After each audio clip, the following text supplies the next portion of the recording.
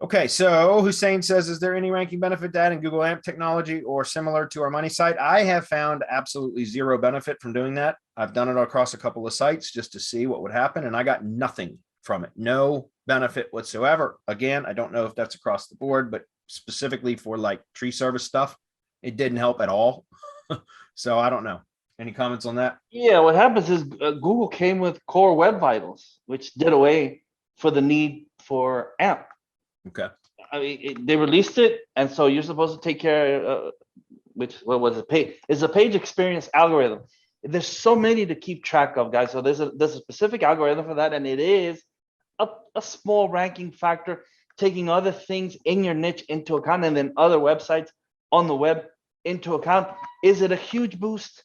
No, it isn't. Was AMP ever a huge boost?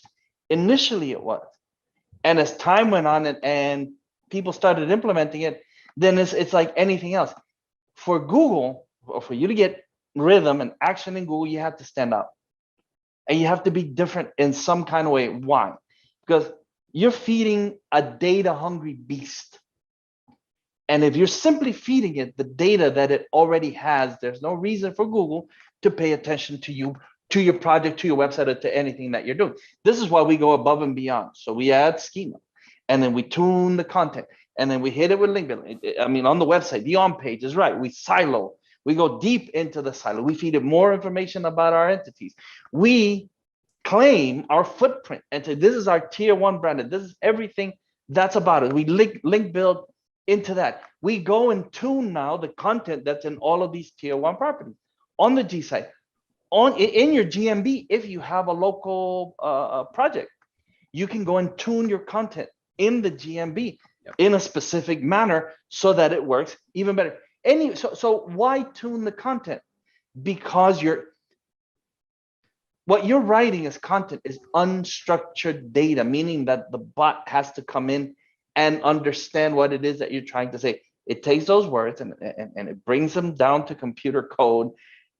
It translates that, and then it has to infer what it is that you meant by what you wrote. Whereas if you hit it with the schema and tell the bot what it's supposed to know about your website before it goes in and tries to decipher what your content is, then you've already structured it, because code is the structured data, and you've guided the bot on exactly what your page is about.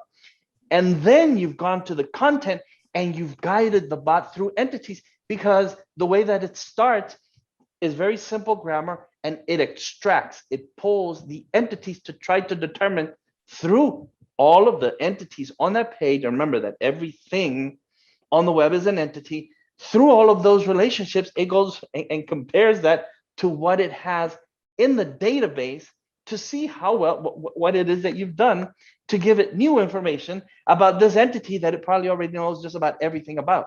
So if you've done it differently, if you've done it better than anybody else, you win. So you not only compete now, you win, because you've taken care of both.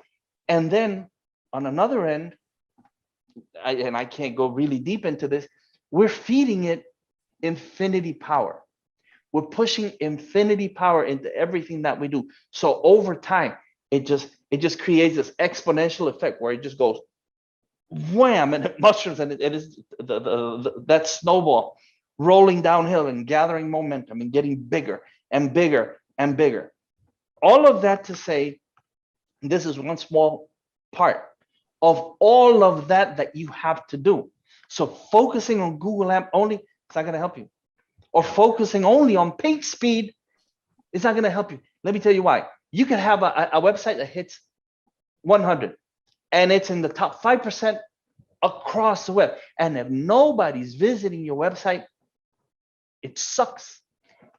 And if a few people are coming to your website and they're all leaving because the information that you've given them is not what they're looking for, then you may as well have a website that's a 0 in speed, because that's how Google is going to treat it. The person that's coming to visit you, where Google is also getting these core web vitals, is telling Google, this website is not good for whatever it is that you're displaying it, because I'm not finding the information. So it's all of these different algorithms, all of these different factors all coming together. And They're intertwined. And Google is getting signals from all of these things. You could have the prettiest website on the web, the most expensive website on the web, the fastest website on the web. And if people are coming in there and leaving and not doing anything with it, all you did was give yourself a toy. And it might be a beautiful toy, but it's useless. That's funny because if your page loads really fast and it doesn't provide what the searcher is looking for, then it just means they bounce quicker. Right? So it's like, man, I got a really fast loading page. People bounce incredibly quick too. 5 seconds and they're gone.